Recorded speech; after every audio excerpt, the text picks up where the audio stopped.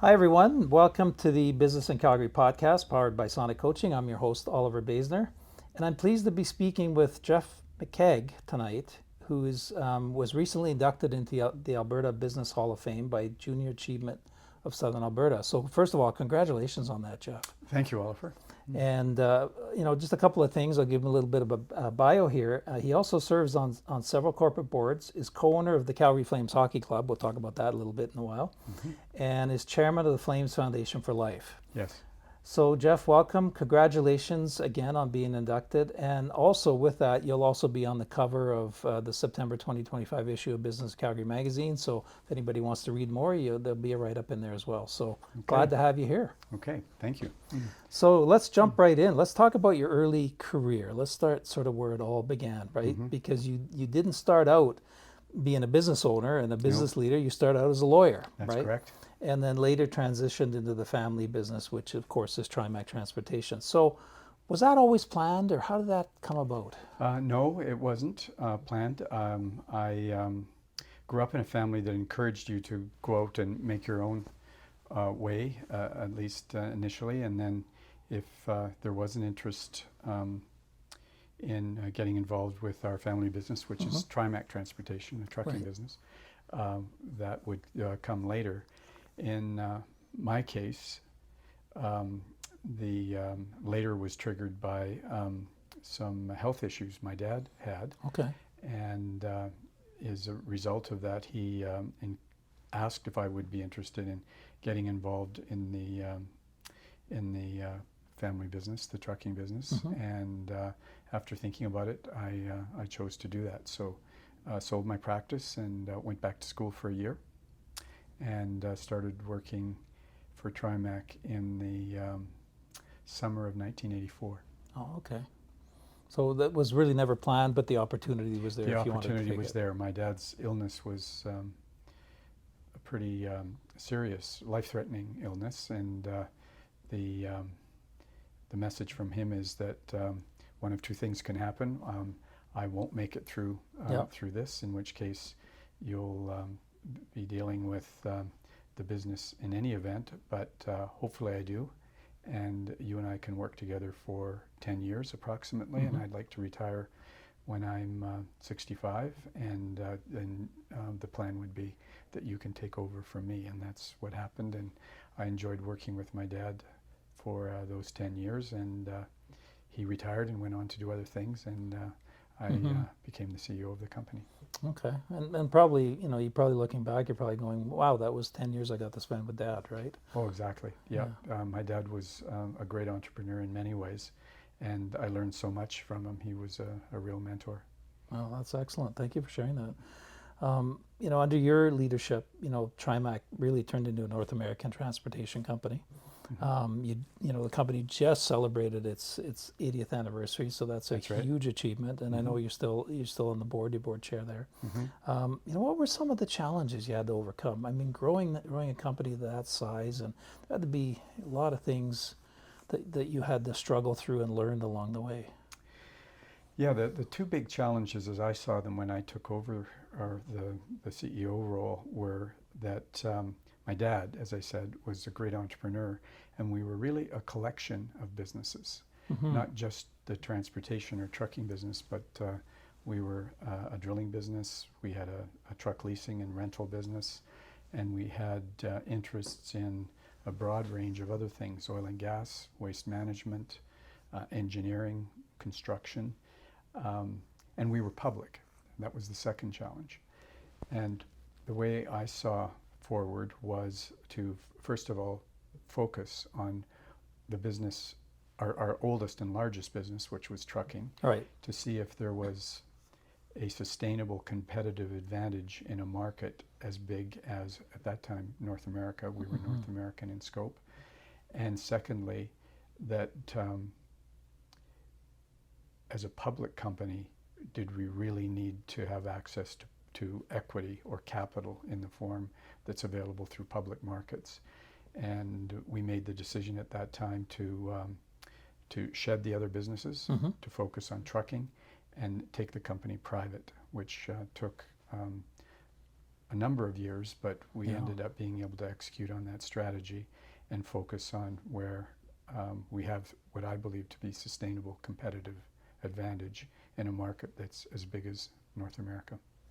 Wow, that would have been a huge hurdle to overcome, to go from, everybody goes from private to public, but I know coming from public to private is a lot of work. It's not easy, and you, as an insider of a public company that wants to take it private, you're assumed to be trying to take advantages of widows and orphans, like unsophisticated investors in the public stock Yeah. market. Nothing could be further from the truth. The major shareholders in our company, as it is most public companies these days, are very large institutions who are Yes. very sophisticated and have a set of rules to play by where they make it exceptionally difficult for an insider group to buy back the public equity. But we knew what we were up against, and we did it thoughtfully and carefully and played by the rules, of course, and were able to accomplish that over a multi-year period of time. Right. Well, that would have, good for you, because I know that would have been a hurdle, a tough hurdle to overcome, right? So, as you look at you've been in transportation your whole life, really, if you include your dad and your grandfather, and when we look forward in the transportation industry, like where's it heading over the next several years? You hear a lot about autonomous trucking and that application. Like, what do you see the future to be? Well, if you take our P&L as the list of things you should be concerned about in terms of disruption by technology going forward, our largest single cost is labor. Right. The people that drive our trucks, service them in shops, clean them in wash racks, and support them in our administrative operations. And in today's world, they can be hard to find too. Yes, that's right, especially drivers. And so our major costs are, as I say, labor. And what could happen in that area is autonomous vehicles, as you've already referred to. Right. Our second largest cost is fuel. And with climate change concerns and other environmental issues, the search is on for replacing a carbon-based fuel, Right. diesel, with some other form of energy, whether it be electricity or hydrogen, or people even posited nuclear at some point in the future. Right. At this point, none of those technologies, replacement technologies for diesel, are viable. Will they be someday in the future? Very possibly. So we do pay attention to that dynamic in the industry. And then the other next major cost after labor, fuel, is our rolling stock. And the disruption that we're seeing in that category of costs is higher utilization of rolling stock through technology platforms. The best example of that kind of a platform is Uber, Right. which really disrupted the taxi industry. Sure did. And we're making much better use out of the vehicles on the road through ride sharing, for example. Now, will that come to trucking, especially the segment of trucking we're in? At this point, not clear that it can or will, given the specialized nature of both our power units and our trailing equipment. Can you really make better utilization out of those kinds of assets? But it's not impossible that will happen in the future, and there will be significant disruption through technology in that area of our costs as well. So the future is bright but uncertain. Right, and I like to think that we're on the forefront, at least, of trying to understand where those technologies are evolving to, and more progressive than some of our competitors who just don't see that happening in the future. And fair for them to think that, because, as I say, with relatively minor exceptions, Uber and the taxi industry, for example, there's very little that you can point to in the whole trucking, transportation more generally, supply chain, or logistics that's been massively disrupted by technology yet. Will it come? I think it will, but not clear how and when. Or how soon, right? Yes. Yeah, exactly, the when part. Yeah. Well, yeah, thanks for sharing that. I want to jump into, obviously the award that you, Hmm. just received with the Hall of Fame. Your father was the original founder of Junior Achievement Alberta. I Is that believe true? that to be true, and the records, the historical record, I can't go and prove that to anyone, but we moved to Calgary from Moose Jaw, where my Right. grandfather started the business Yeah. when I was 9 years old, and I remember him being involved with a number of his business associates in the first chapter of Junior Achievement in Southern Alberta, Mm-hmm. and being around when they were looking for space and setting up the program. And I have a pretty clear recollection of that. I wish there was a written record. Some proof somewhere. Yes. Yes. That's okay. Sometimes the fables, there's truth to those That's fables, right? So, so obviously, I mean, regardless whether he brought it or it was a bunch of business owners or business people who brought it, hmm. obviously it was important to him. Hmm. It's important to you. Hmm. So, tell us why that is. Like, why is it so important? Well, as I said, I think I had some exposure as young as 9 years old. There was no program for 9-year-olds then, but there was programs for, I think it was grade 9. And so that's the company program. And again, I had the opportunity to participate in that. I didn't really fully even participate in that program because I was helping out at the time. So my dad was going down and organizing these things, and I went down to help, but there wasn't time for me to actually be in one of the programs. Do the program. Do the program. But I had a sense even then that what we were teaching kids was so important that when I was asked, and this is my third touch point with Junior Achievement, when I was asked as a business person to come and volunteer Right. and be one of the volunteers that helped the kids put this company program Mm-hmm. together, I immediately said I'd be delighted to do that, so I participated at that level. And then my fourth touch point is I was asked to be on the board of the company Junior Achievement of Southern Alberta, which I did for a year, and then I was on the board of the National Association as well, so saw it from the national level.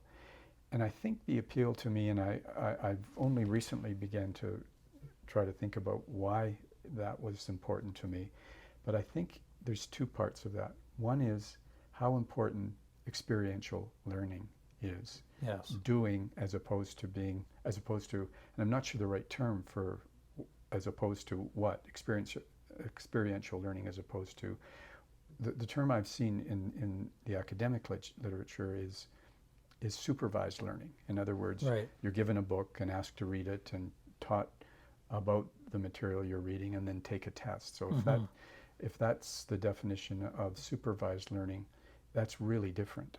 Right. And that's basically what our school experience is. Mm-hmm. And I'm not taking away from that. There's some very dedicated people in our schools and systems that do a great job in teaching in that fashion. Yeah. But I've always found if I can learn through experience, that's a much more powerful way to learn. Right.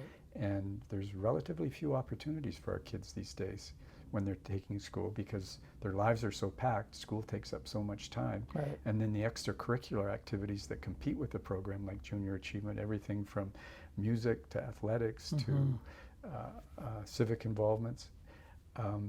It's just this little opportunity to provide kids experiential learning about a subject that they're going to spend after school the rest of their lives in, our economy. Yeah. So I was, as I got more involved and saw the impact it was having, became more and more a fan of what Junior Achievement does. Excellent. And hence you're still very involved. Well, I try to be involved. Yeah. There's, I guess, a fifth touch point I have is they put together a circle, and I forget the actual name, of supporters for it, more senior people like me that are no longer on boards or on their board or participating in the company program. So I try to be supportive in a financial way. So I'm more a cheerleader on the sidelines as opposed to actively engaged in any of the programs. Nothing wrong with that though, right? Mm-hmm. So, it's funny you brought me back to a memory about the experiential learning, because I was at, it was post-secondary. I remember we were put in a group and, run a mock company, and then every day the professor outside his office would post something happened, either, the stock market, your stocks went down or whatever, right? There was a fire. And I remember I wasn't even a week in, and I realized the group he'd put me together wasn't taking this seriously, and I was taking it very seriously, right? And so I thought about it and went, well, you know what? I want to quit this company, right? Like, if this is a mock reality, I don't want to be here, right? And so I went and kind of, I had some, friends and folks I knew in other groups, and I said, look, like, I'm looking to come over to your group. The professor approves this. Will we do that? Will you let me come work for you guys, so to speak? Work, jokingly, right? So they said yes. So I went to the professor. I said, just, I want to quit. You want to be traded. Exactly. Yeah. In your world, the hockey world, yeah, I want to be traded. But I said, I want to quit and I want to go over to this other company. And he says, Oliver, I've been teaching this class for 20 years. You're the first guy who has ever asked me that. So I broke the model, right? Because, it was like, no, this is serious. And I want it, this is as close to experiential learning as I'm going to get. And I want to be with a group where we're going to take this seriously and take this company to another level, right? Yeah. So good for you. And that's one of the things experiential learning teaches. Yeah. And we're all going to face that in our careers. Is this the team I want to play on? Am I motivated? Am I passionate about this? Absolutely. And if you're not, you have some hard decisions to make. And have you surrounded yourself with a great team, right? Or you're not getting there, right? Yeah, no. Just like I say, bro, but I haven't thought about that in years. So I want to switch gears a little bit, over to the hockey world that, of course, you're heavily involved in, right? And, you played a role in getting the Calgary Flames to our great city. And, so tell us about our listeners about that. Like, how do you bring a hockey team to a city, right? And sort of how did you convince everybody that this was a good idea? Well, I really wasn't involved in the initial phase of Calgary's getting a hockey team, but I was around at the time and watched what some of the key people in that process were, and it was people like Doc Seaman, Harley Hotchkiss. Let me think who else in that group. There was a number of them, and it was about the time that Calgary was awarded the Olympics. Right. So early 80s. 80s, yeah. And one of the requirements to host the Olympic Games was to build a 20,000 seat venue, which became the Saddle Dome. And the use for a venue like that after you've had the Olympics, there's relatively limited uses, but one of them that can fill that kind of a space on a regular basis is NHL hockey. Right. And of course, Canadians, and especially this part of the world, we're all hockey fans in some form. Of course, we all are. Yeah, somewhere. Learned to skate before I could walk, I think. But and I loved hockey, and so the Saddle Dome, I believe, was the funding for it was a combination of federal, provincial, and municipal. And the idea, Doc and Harley and other partners came up with the idea, if they could buy an NHL hockey team, would they be able to use the Saddle Dome after the Olympics, even leading up to, actually? And the answer was yes. All three levels of government said that makes a lot of sense to us. The federal government ended up, I believe, donating their share, and so did the province, and it ended up being owned by a foundation, which is a creature of the municipal government. And we've had a deal there for the last however many years that is, since before the Olympics. And so that's how the other element of that says, so now you have a place to play where you're going to get the team. And the team in Atlanta was struggling. Right. And there was some competition for the opportunity to acquire that team and move it to another location. Right. And again, I wasn't sitting at the table at the time, but watched my dad and others involved with that transaction. And there's some stories for sure about how that happened and where it was ultimately going to go, but they ultimately were successful and brought it to Calgary. Oh, and we've still got a great team, right? Right, so, and the name Flames is, of course, Atlanta, where it was named after probably a battle in the Civil War. Yeah, no, thanks for sharing that story. So, I'm guessing you're also excited about the event center that's coming, and hopefully Yes. if everything goes to schedule, 2027, we'll see that open. And, I know everybody in the city, that follows hockey at all is excited by it. So, tell us about what we can expect, like without giving away secrets that you're not supposed to. Right. Okay. And I don't know many secrets that aren't public about Okay, there we go. about the new event center, so I'm not going to worry about that too much. But the first of all, I'll say Saddle Dome was at the end of its economic life. Yes. Buildings like that. This one had lasted. We started there mid 80s. So how long is that? 15, 40 years. Mm-hmm. This facility was at the end of its economic life. And we started thinking about a replacement for it probably 10 years ago. Right. And had trouble coming up with the right model. We attempted to use a partnership model, a joint venture model with the city. But we found we were just ships passing in the night, just in terms of understanding each other's needs. So what finally allowed us to get to a commercially viable deal and a politically acceptable deal was changing our model from a partnership to a landlord-tenant relationship. So Right. the city will end up owning, and it's on their land, and they will end up owning the building, and we'll be the tenants. Right. And so we've committed to it's a 33, 34, I forget the actual number of years in the lease, committed to renting the facility, Right. leasing the facility, and in fact taking on the entire management of it. So not just hockey, but all the events that occur. Oh, so all the concerts, All everything. the concerts, everything else, the food and beverage, the maintenance of the building. The only thing we're not responsible for is structural. Right. And as you probably have heard, there are some structural issues with the Saddle Dome now that we've been able to shore up for the time being. Mm-hmm. But it's going to be it's going to be good to get out of a facility that's aging as that Saddle Dome has and into a brand new facility. So why am I excited about it? Lots of different reasons. I was at the construction site on Friday, so just a few days ago. Okay. And I really enjoy projects like that, building things, and got a tour of the facility. We're starting to come out of the ground now. Yes. For the first year, it was mostly excavation and building the structure below ground. Below ground, right? Right. Yeah. But now you're starting to see it come out of the ground, and you'll see some pretty dramatic changes in terms of watching that here for the next year or so. And then it'll go quiet again, at least to the outside observer, because most of the work for the third year will be inside the building doing the finishing. So we hope to be playing in the building. We hope to be substantially complete in the summer of 27 and playing in the building by the fall of 27. And it is going to be a state-of-the-art facility. It should be. It's going to be the most recent one. Right. And it will have a much better customer experience for both hockey games and other kinds of events that occur in the Saddle Dome. It's going to have a much greater variety of seating options.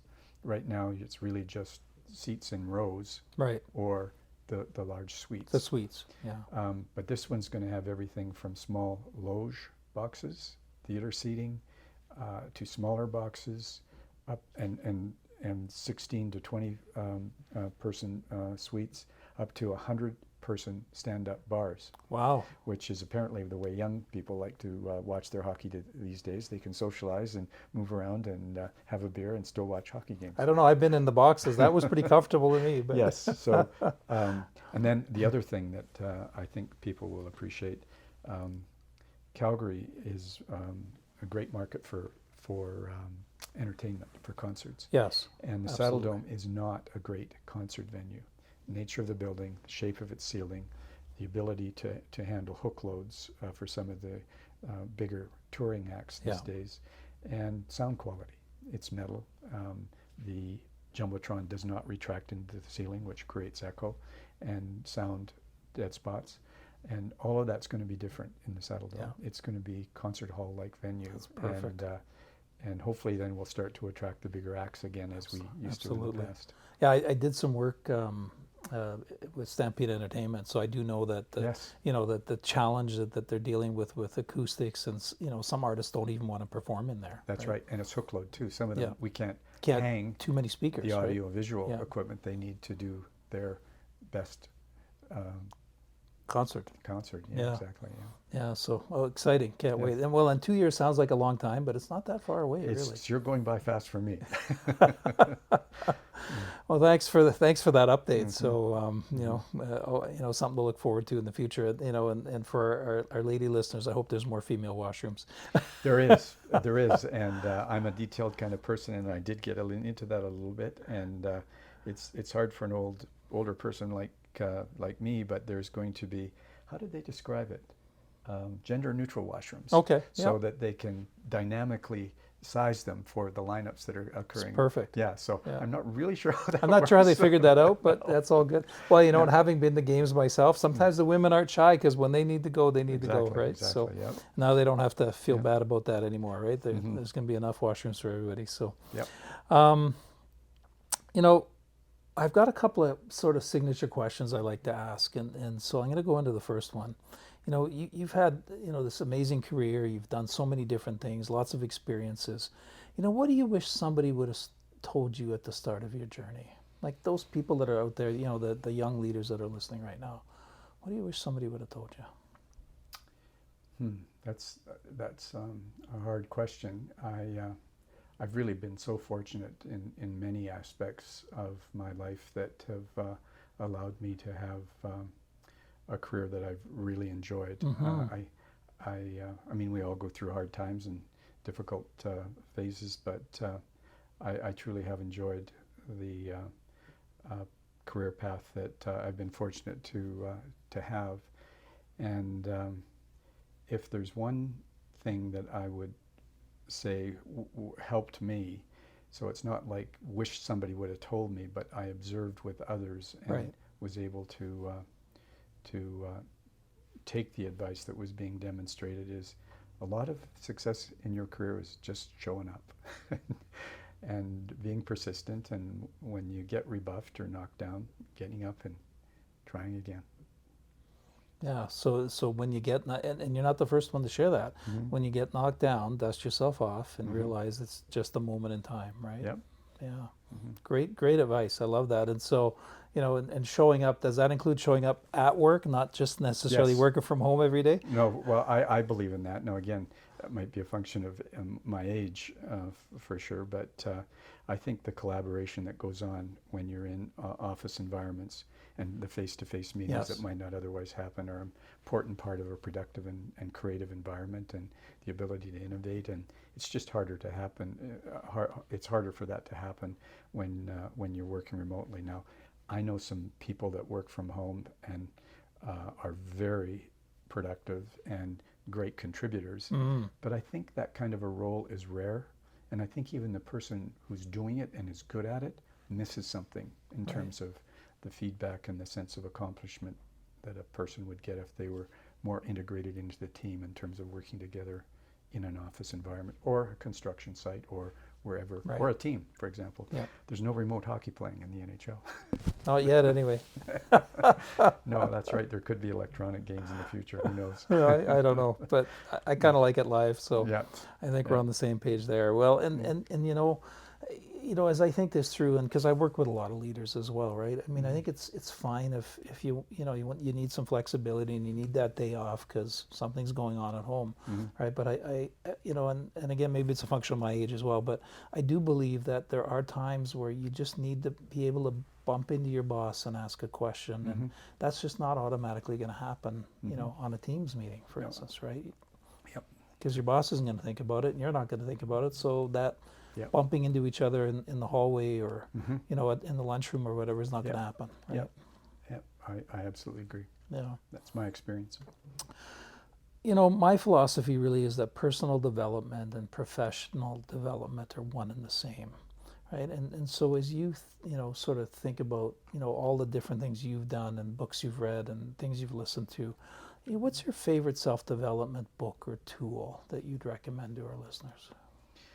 Well, I'm not sure it's my favorite, but it's the one I remember off the top of my head. And in addition to my dad, I had a number of other really key mentors in my life. And one was a fellow named Tony Vandenbrink, who was my dad's partner at a point in the evolution of Trimac. And Tony was terrific in lots of different ways. And I learned a lot from him. Right. And he, at one point after we had a meeting and I was tasked with coming up with a strategy for the plan forward, and I did a lot of work and came up with a plan and explained it to everyone, and thought I'd done a great job. And he said to me afterwards, so how did you feel about that meeting? And I said, well, pretty good. And I thought everything went pretty well, and there didn't seem to be any pushback on the strategy. And he said, well, I think you probably aren't as self-aware as you need to be, and your communication style was such that you might have generated more resistance as opposed to acceptance. And what I'd encourage you to do is sign up for this course. And it was a Dale Carnegie course. Okay. Yeah, they've been around a long time. Influence. What was the title of it? How to win friends and influence people. Yeah. And he was absolutely right. And that was a great course, and I learned a great deal from it. And I worked at those things a little differently after that. It's worked, obviously, right? Yes. Well, hopefully. Because look at you today, right? It's funny you mentioned that. I actually recommended that book to a client of mine last week because it's a book as well, right? Yes. And so, I've got the original sort of older version. Yeah. There's no color to it or anything. Yeah. And it's a classic. I mean, the classics always are valid for decades later, right? Yeah. And it's a classic. Well, and also for me, that was experiential learning. Because not only did you read the book during this series of 10 night so that was part of the sessions, right? Yeah. Was it 10? Was it? It was once. I forget how long the course was, but you actually sat with a group of people, and were forced to be the speaker for and advocate for some particular issue on one side or the other of an issue, and you could see the reactions in people, and we were coached as to how to read your audience and react to them, as opposed to just being so convinced of your own position that you just went through it and kind of ignored the reactions from others. So it was back to experiential learning, which really made a difference to me in that environment as well.